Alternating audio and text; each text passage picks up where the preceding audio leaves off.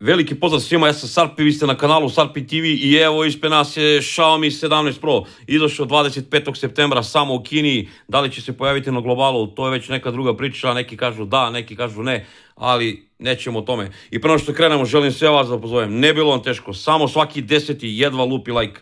To ne boli i besplatno je potpunosti. Lupite like, komentarišite nešto, podelite ovaj video, tako pomožete rad moga kanala, meni to znači mnogo, a vama ne znači apsolutno ništa. Evo pogledajte telefon.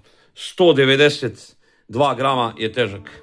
Plastična su leđa, aluminijumski frame, sa desne strane imamo ove tastere koji su skroz čvrsti, ništa na landara, gore nema ništa, sa leve strane apsolutno nema ništa, dole imamo fiokicu za dve nano sim kartice, ovaj telefon nema podršku za eSIM kao ni jedan u Kini.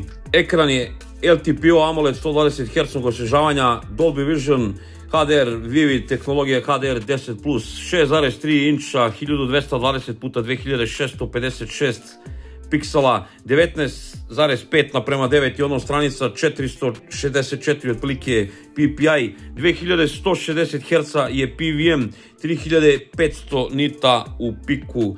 Pogledajte kako se lepo vidi na suncu. Zadnji ovaj ekran sekundarni je 2,7 inča, isto sve kao i ovaj prednji, rezolucija 575x904 piksela, isto je LTPO AMOLED 120 Hz osvježavanja, isto 3500 nita u piku. Ovaj telefon je došao sa Dragon Crystal Glass zaštitom i imao je fabričke folije, nažalost čovjek od koga sam kupio ovaj telefon je to još skinuo još u Kini i to je velika greška i katastrofa i onda je zalepio neku zaštitu, neku kaljeno staklo koje se stalno odlepljuje i mamac je za otiske prstiju, katastrofa živa, tako i napred. Znači ljudi, nemojte da skidate nikad fabričke folije, to je nešto najbolje što može da izađe iz fabrike. Kao što vidite, ovaj telefon ima pravi always on display koji možete da namestite onako kako vama odgovara. Znači kada se zakloni senzor, on se automatski gasi kao što vidite. Znači ovaj sekundarni ekran ima always on display koji ne gori stalno, znači vi kada stavite ovako telefon automatski se gasi taj sekundarni ekran. Evo pogledajte, tek će da se upali ako se okrene ili se tapne dva put, zavisi kako namestite. Ovdje možete da se igrate, da podešavate kako hoćete da menjate, na primjer. Evo sada ću odmah da vam pokažem da promenite evo sliku always on displaya. Možete da pokrenete kameru isto odavde, ali to ćemo malo kasnije da vam pokažem. Ima ono pametno, ako gledate u telefon, on vam pokazuje always on display, ako on locira da vi ne gledate više u telefon, on to gasi zbog uštede baterije, tako da nije loše ni to priče. Evo da vam pokažem biometriju, ultrasonični otisak prsta kako radi. Bum, fantastično. Evo pogledajte, bum, idemo 3 put kao kod svakog telefona. Evo pogledajte još face unlock kako radi na ovom telefonu. Bum. Bum. Znači može se reći fantastična biometrija na ovom telefonu. Ovaj telefon je izašao sa Androidom 16 i HyperOS 3.0. Pitanje je koliko će ovaj telefon imati podršku. Nigde nisam našao nijedan zvanični podatak. ChatGPT mi kaže između 3 do 4 godine, ne više, zato što u Kini oni daju prednost HyperOS u njihovom ekosistemu, a ne Android nadogradnjama. To je jedino na globalu. U EU mora da ima minimum 5 godina i to ako se pojavi na globalu. Ne znam zašto Xiaomi ne istakne negde zvanični taj podatak, ali ja nisam našao nigde. Ako ste vi našli, molim vas, napišite mi dole u komentarima. Ja nisam našao zvanični podatak koliko su obezbedili Android nadogradnji. Pokreće ga sad trenutno najjači mobilni procesor na svetu, nema jači, Snapdragon 8 Elite generacija 5, izrađen u 3 nanometra. Ima 2 jezgra na 4,61 GHz i 6 jezgara na 3,63 GHz. GPU čip grafički Adreno 840. Ovaj telefon ima 16 GB rama, onog najbržeg LPDDR5X i 512 GB one najbrže UFS 4.1 interne memorije. Evo radimo 20. krug ovog ekstremnog stresnog testa. Ajmo da vidimo kako se pokazao najmoćniji procesor mobilni trenutno na svetu. Evo pogledajte, 46,7 sa prednje strane.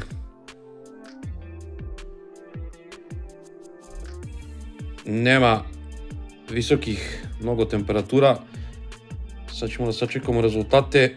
Ipak je ovo najjači procesor trenutno, zverina.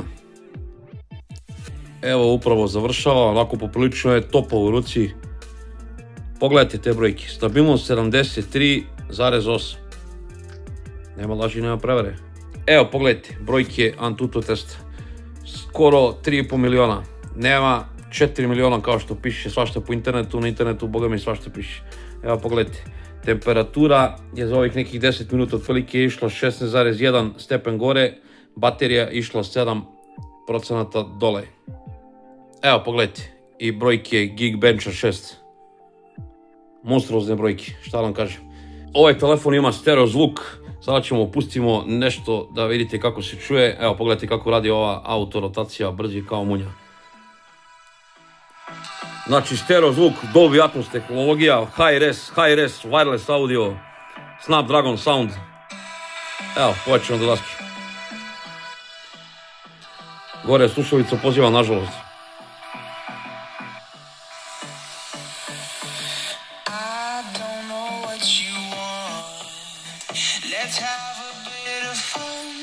Baš sam našao neki sound bez veze, ali meni se jako i glasno čuje ovaj zvuči. Ovaj telefon podržava Wi-Fi 7 tehnologiju, Bluetooth, brzinu 5.4, infrared senzor ima ovdje se nalazi za upravljanje klimama, televizorima i tako dalje.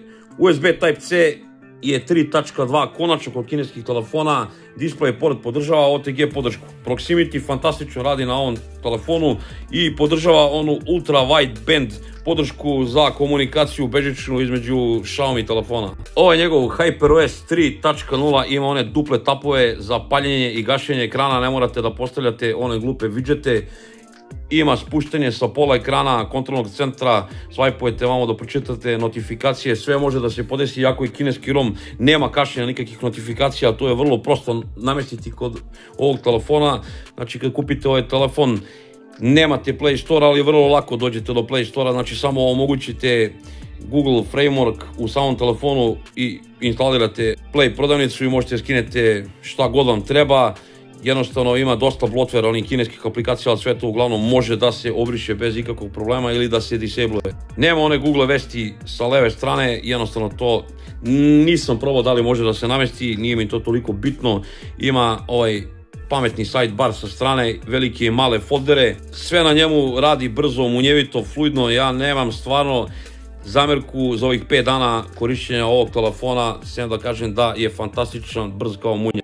Nažalost, ovaj telefon nema Circle Search, ima neki kineski, ali to bukvalno radi samo na kineskom jeziku, može da se nabuđi. Ja sam uz pomoć ove aplikacije Circle Search AI namestio da radi. Gdje god da uđem nije nikakav problem, znači može da se namesti, ali opet kažem nije to ta priča, nije to isto.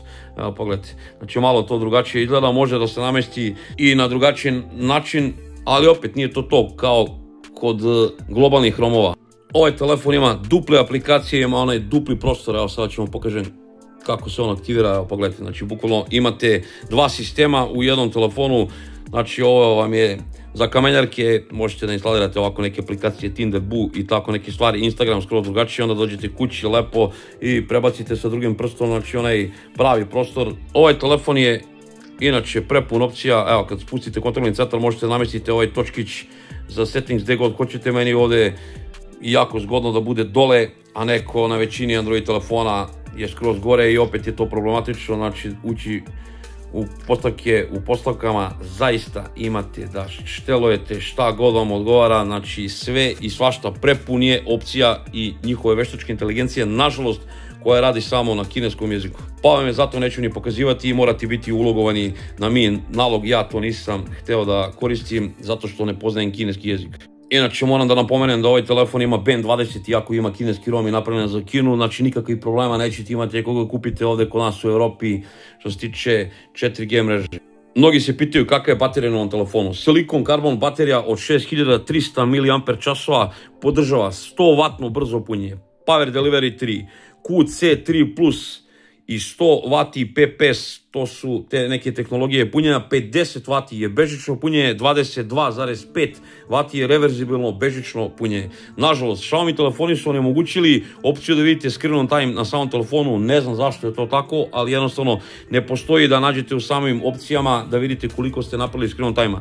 Što se tiče korišćenja ovog telefona i kakva je baterija, prvih 2 dana je baterija bila užasna na ovom telefonu, ja prosto ne znam Kako to da objasnim? Znači već u 5 popodne ja sam morao da punim bateriju ovog telefona. Međutim, treći dan se baterija popravila, završio sam dan sa nekih 30% i mogu da vam kažem, jučer sam punio bateriju ovog telefona, evo pogledajte na koliko sam procenata, na 34, ovo je 5. dan korišćenja, znači 4. dan fantastična baterija, od 4. dana možete reći opušteno 2 dana korišćenja ovog telefona bez punjenja. Sad što se tiče punjenja, punio sam i testirao sam ovaj telefon, punio sam ga sa nekih 23% do 100%, punio je sat i 3 minuta, znači pretpostavljam da od 0%, nikada nisam praznio bateriju na 0%, tako da sigurno treba sat do 10-15 minuta, što je meni nevjerovatno sa 100W brzim punjačem, tako da, eto, znači baterija da se napuni, vjerovatno je preko sat vremena na ovom telefonu, što meni ne predstavlja neki problem, ali nije to, sada vi kažete da će se napuniti za pola sata, od toga nema ništa. Kamere na ovom telefonu, 50 megapiksela je glavna kamera sa optičkom stabilizacijom, može da snima video u 8K u 30 fps-a, u 4K u 30, 60 i 120 fps-a, podržava Dolby Vision tehnologiju, laserski autofokus, color spektrum senzor, Leica sočivo, 50 megapiksela je periskopska telefoto kamera sa optičkom stabilizacijom i 5 puta optičkim zoomom. 50 megapiksela je ultra široka kamera koja se nalazi evo ovdje. Selfie kamera je od 50 megapiksela koja snima video u 4K u 30 i 60 fps. Evo da vam pokažem aplikaciju kamere. Znači sve i svašta ima ovdje, ovaj Pro Mode, to nikad nisam ni koristio. Video opcije, pogledajte, ultra široka 2 puta, 5 puta, 10 puta zoom, 15 puta može da se zoomira. Foto može do 120 puta, međutim kada zoomirate nešto u 120 puta to je bukvalno kao crtani film, vidjet ćete kasnije. Imate portretni mod, dokumente, znači po prvi put na Xiaomi telefonima imamo prebacivanje sa senzora na senzor u toku video snimanja bez prekidanja, znači možemo da snimamo selfie kamerom, pa onda prebacimo na glavnu kameru itd. Kao kod Samsung telefona. Kada hoćemo da koristimo glavnu kameru kao selfie kameru, znači tapnemo ovdje 2 put i prevučemo ovako. I evo, već smo prebacili glavnu kameru kao selfie kameru. U nastavku pogledajte kako ovaj telefon pravi slike i video zapise, pa ćemo damo neki sud o ovom telefonu.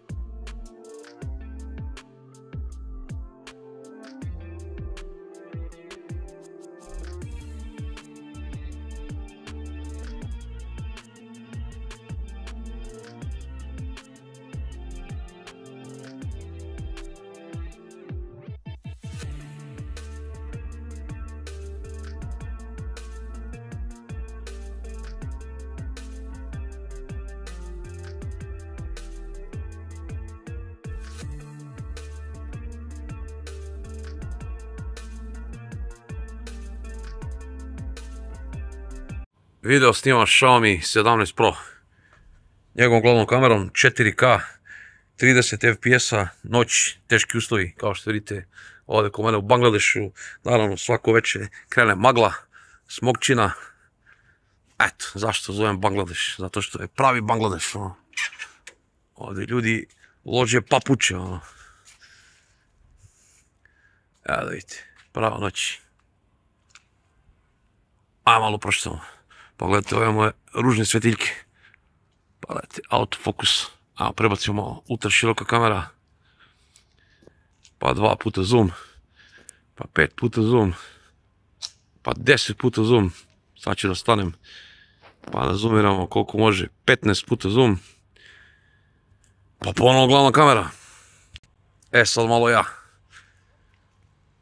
Sad na Xiaomi može da se prebacuje sa senzora na senzor. Eto, čisto da znate. Bravo Xiaomi, bar na ovom kineskom romu. Evo, pogledajte. Lens flare, ružne svetiljke, ajmo još malo da pročitamo. 4K 30 fps-a, sada se snimam sa glavnom kamerom. Pogledajte kako to izgleda i napišite mi kako se ovo čini. Ovo je najbolje selfie snimanje, ne zaboravite, ovo može samo Xiaomi 17 serija, to jest Pro i Pro Max. Ne može obično 17, zato što nema ovaj mali ekrančić. Evo sad snimam 4K u 120 fps-a, isto glavnom kamerom. Ima se, može se. Evo pogledajte kako to izgleda. Sad snima glavna kamera, 4K 30 fps. Lazarevac. Ja i moji drugari idemo iz kafane. Idemo da radimo nešto. Kao što vidite, noć, teški uslovi.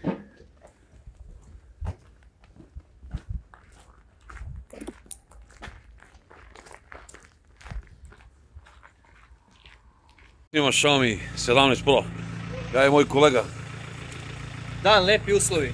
To, dan, lepi uslovi. Pauza na poslu, otišli smo na doručak. Da vidite kako radi ovaj Xiaomi 17 Pro. Veliki pozdrav s API TV. To. 4K 30 fps-a. Sad malo glavna kamera. Pa malo ultra široka kamera. Pa 2 puta zoom. Ali vidiš, teški su uslovi. Zemo, sunce bije. Vidim. Direktnu kameru, nema veze. Na muci se poznaju junaci. Puta 10. Pa da vidimo koliko može, puta 15. Pa ono glavna kamera. Sad smo u Ladovini. Video snimaš Xiaomi 17 Pro. 4K 120 fps-a. Evo da vidite kako to radimo sa glavnom kamerom. Evo pogledajte, sunce iza mene. Nikad lepši selfie video nisam napravio. I ne možete vi jabučari, vi koristite Samsunga Pixela itd. Ovo može samo Xiaomi 17 Pro i Pro Max. Ako ste vidjeli kako ovaj telefon pravi slike i video zapise, ja nemam tu šta previše da dodam i doduzem. Sigurno neko vičniji fotografični video snimanju će napraviti mnogo bolje rezultate nego što sam ih napravio ja. Nažalost, kada sam snimao, uglavnom je bilo ružno vreme, uveče bila neka magluština, šta da se radi, pa su možda delove vam ispale, možda loši video snimci i fotografije, ali u nekim boljim uslovima sigurno će to mnogo bolji da ispadnu rezultati. Što se tiče selfie kamere, po meni selfie kamera je ovdje stavljena čisto zbog video poziva i komunikacije, jednostavno, pošto možete da koristite glavnu kameru za slikanje i video snimanje, nema potrebe koristite selfie kameru, znači mogu odmah da kažem, ovo je najbolja selfie kamera koja postoji na svim telefonima što se tiče fotografične video snimanja, jer jednostavno ko može još da se fotografiše sa glavnom kamerom sem Xiaomi 17 Pro telefona. Ja sam prosto oduševljen sa tom mogućnosti da ja sa glavnom kamerom mogu da snimam sebe u 4K u 120 fps-a. Mogu ovako da pokrećem slikanje sa šakom otvorenom kao kod Samsunga, da sebe uslikam. Jedino mi nije jasno zašto to nisu omogućili za video snimanje, ali šta da se radi. Znači i sa glavnom i sa selfie kamerom možete ovako da pokrenete fotografisanje, što je meni skroz ok. Koristio sam Samsung Galaxy S25 dok nisam nabavio ovaj telefon i kada sam već posle 2 dana video kakav je ovo telefon, ja sam morao da prodam Samsung Galaxy S25. Ovo je po meni sad trenutno najbolji kompaktni uređaj koji je napravljen na ovoj planeti Zemlji. Dobre strane ovog telefona su cena u Kini je negde oko 600 evra, verovali ne. Koliko će biti na globalu i da li će biti, pojma nemam, možda se nađe na oglasima već oko 800 evra kod nas u Srbiji. Izgled fantastičan na ovom telefonu.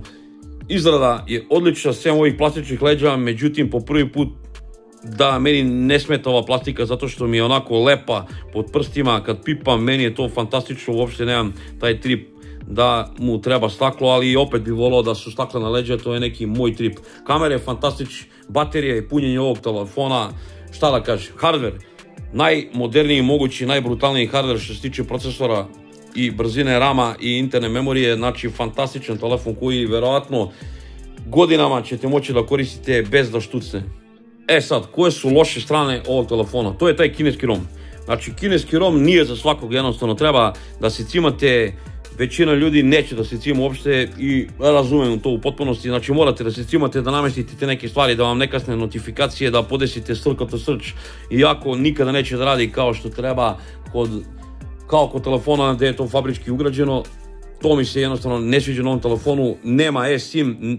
AI vam uopšte nisam pokazao zato što je na srpskom jeziku bukvalno neupotrebljivo i podrška i dostupnost kod nas je upitna, jer ko zna da li će ovaj telefon ikad i da se pojavi na globalu. Podrška na ovom telefonu je upitna, znači kao što sam rekao, nigde nisam vidio podatak koliko će da ima Android na dogradnji. Ne daj Bože da vam se nešto desi s ovim telefonom, ko će da vam servisira, ko će da ga popravi. Znači šta vam kažem, može biti skuplja dara nego mera. Da ne davimo više, ako vam se svidjela recenzija, lupite like, komentarišite nešto, podelite ovaj video, tako pomažete rad moga kanala. Ako se niste pretplatili do sad, ovo vam je prava prilika. Lupite zvonce, pretplatite se, želeo bi do kraja ove godine da skupim 15.000 subscribera. Vidimo se u nekoj drugoj realnoj recenziji. Puno pozdrav od Carpija, ljubi brat.